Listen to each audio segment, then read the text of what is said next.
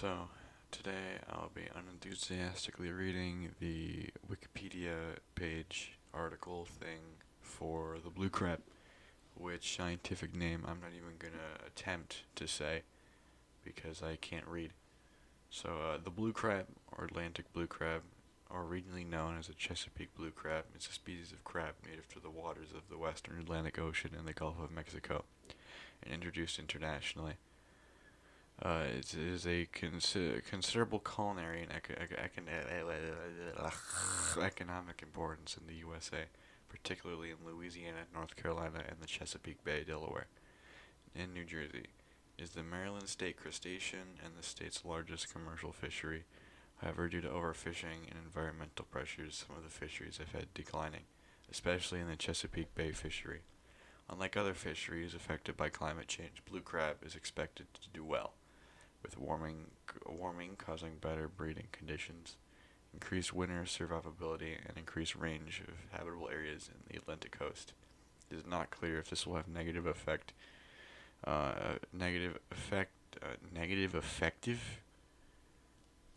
Someone needs Grammarly on the surrounding ecosystems from an increased crab population. Description: uh, Blue crab is the decapod crab, the swimming crab family, Portunidae.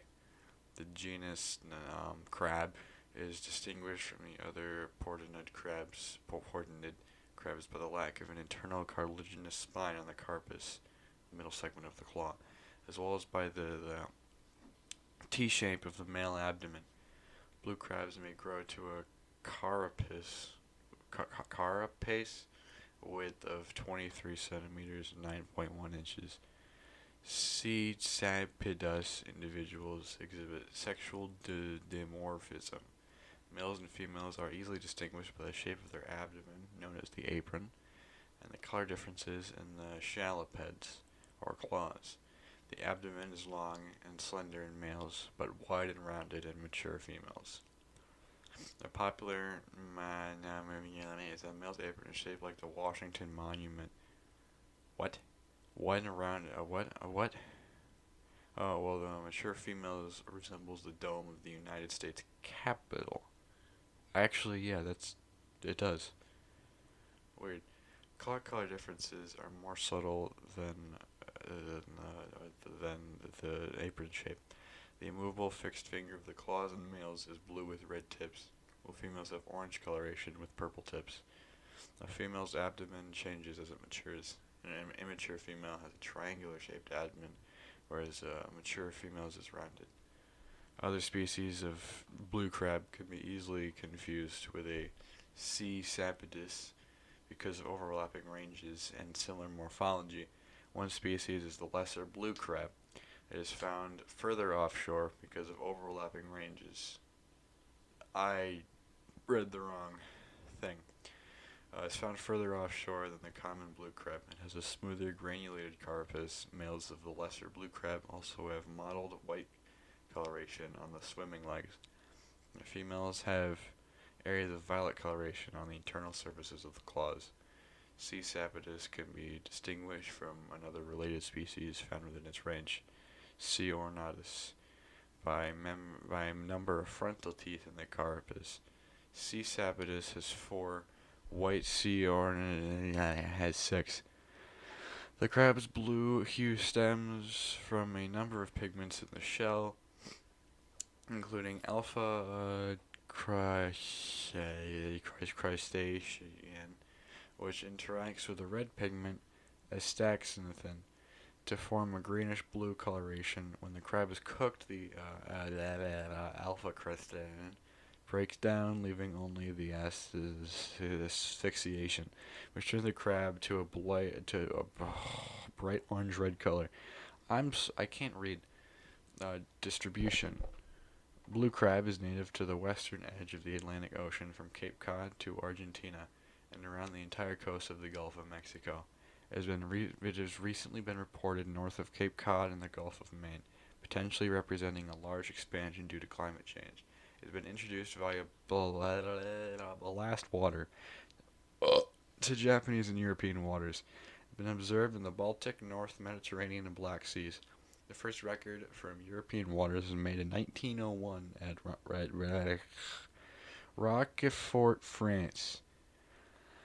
I probably didn't say that right. In some parts of its introduced range, C. sepidus has become the subject of crab fishery, including in Greece, where the local population may be decreasing as a result of overfishing. Okay, I'm not even gonna color ecology because I'm not even gonna cover ecology because it is nothing but scientific names. So life cycle growth, eggs of I'm eggs of C. sapidus hatch in high salinity waters of inlets. Coastal waters and mouths of rivers are carried to the ocean by ebb tides. During 7 planktonic stages, blue crab larvae float near the surface and feed on microorganisms they encounter. After the H-zoal stage, larvae molt into megalopae. This larval form has small claws called chelipeds for grasping prey items. The megalopae selectively migrate upward in the water column as tides travel landward toward estuaries. That's right, yeah. Eventually, blue crabs arrive in brackish water, where they spend the majority of their life. Chemical cues in eustid urine water prompt metamorphosis to the juvenile phase, after which blue crabs appear similar to the adult form. Blue crabs grow by shedding their exoskeleton or molting to expose a new, larger exoskeleton. After it hardens, the new shell fits with body tissue. Shell hardening occurs most quickly in low salinity water where high probably osmotic, pressure allows the shell to become rigid soon after molting. Molting reflects any incremental growth, making age estimation difficult. For blue crabs, the number of molts in a lifetime is fixed at approximately 25. Females typically exhibit 18 molts after the larval stages, and post-larval males molt about 20 times. Male blue crabs tend to grow broader and have more accentuated lateral spines than females. Growth and molting are profoundly influenced by temperature and food availability. Higher temperatures and greater food resources decrease the period of time between molts as well as the change in size during molt increment. Salinity and disease also have subtle impacts on molting and growth rate. Molting occurs more rapidly in low salinity environments, and high osmotic pressure gradient causes water to quickly diffuse into a soft, recently molted blue crab shell, allowing it to harden more quickly. The effects of diseases and parasites on growth and molting are less well understood, but in many cases have been observed to reduce growth between molts. For example, mature female blue crabs infected with the parasitic barnacle appear extremely stunted in growth when compared to unaffected mature females. Blue crab may reach maturity within 1 year of hatching in the Gulf of Mexico, while Chesapeake Bay crabs may take up to 18 months to mature. As a result of different growth rates, commercial and recreational crabbing occur year-round in the Gulf of Mexico, while crabbing seasons are closed for colder parts of the year in northern states. Reproduction, I'm not going to cover because this is a kids show. Commercial importance. Now this is what we like to see. Range of fisheries,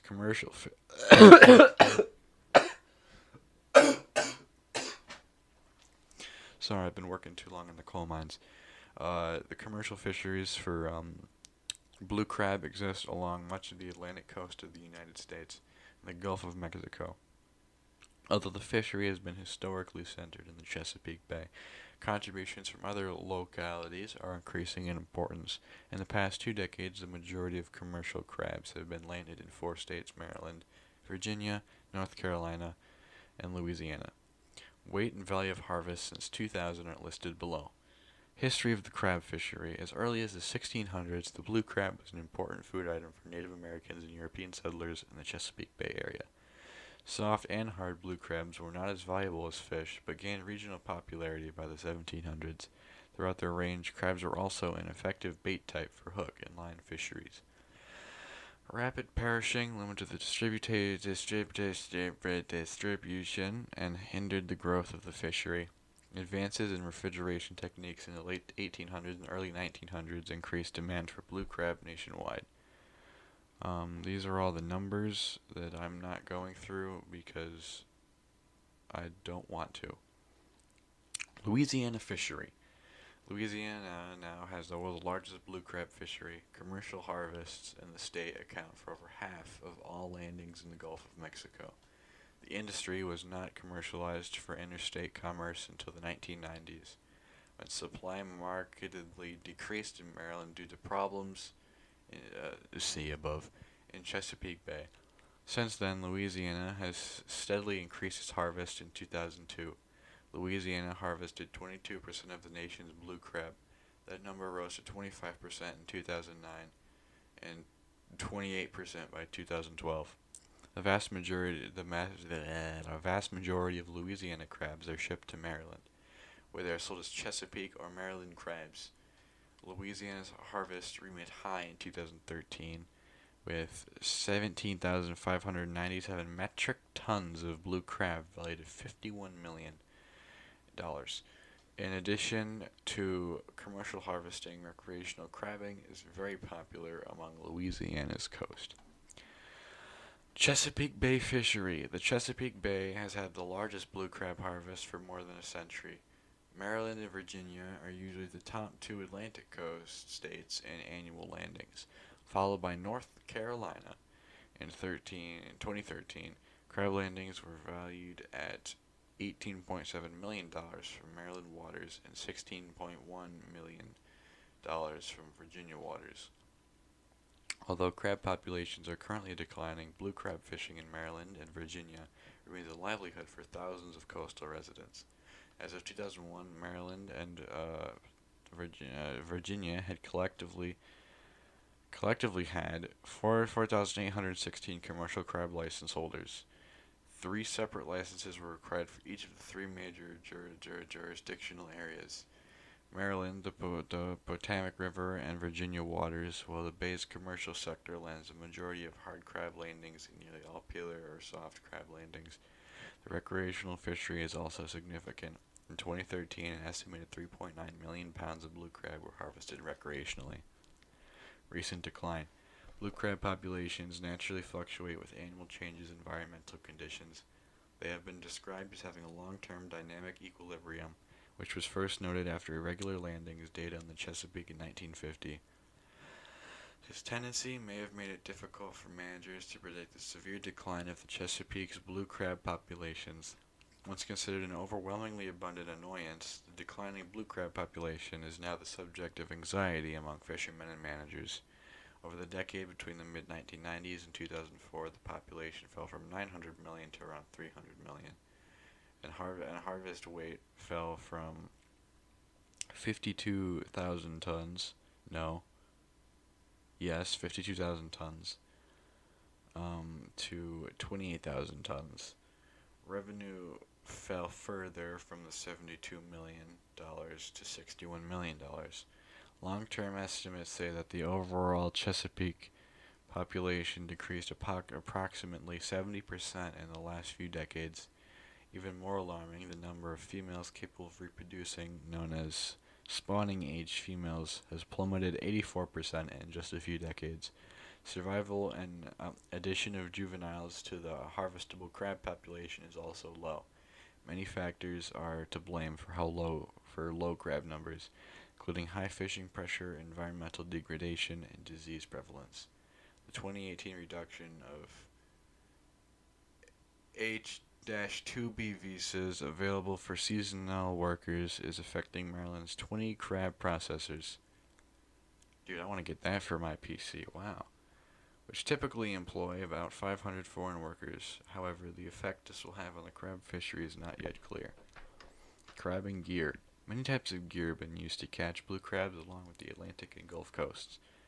Initially, people used very simple techniques in gear, which includes hand lines, dip nets, and push nets, among a variety of other gear types. The trot line, a long baled twine set in waters 5 to 15 feet deep, which was the first major gear type used commercially to target hard crabs. Use of commercial trot lines is now mostly limited to the tributaries of the Chesapeake Bay and the Gulf of Mexico. Trot line use uh, um, trot line use drastically declined after invention of the crab pot in 1938. Crab pots are rigid box-like traps made of hexagonal or square wire mesh. They possess between 2 and 4 funnels that extend into the trap, with the smaller end of the funnel inside of the trap. Central compartment made of smaller wire mesh holds bait. Crabs attracted by odorant plumes from the bait, often oily fish, enter the trap through the funnels and cannot escape. Oh, we're almost done. Bycatch. Species other than blue crab are often caught incidentally in crab pots, including fish, turtles, conch, and other crab species.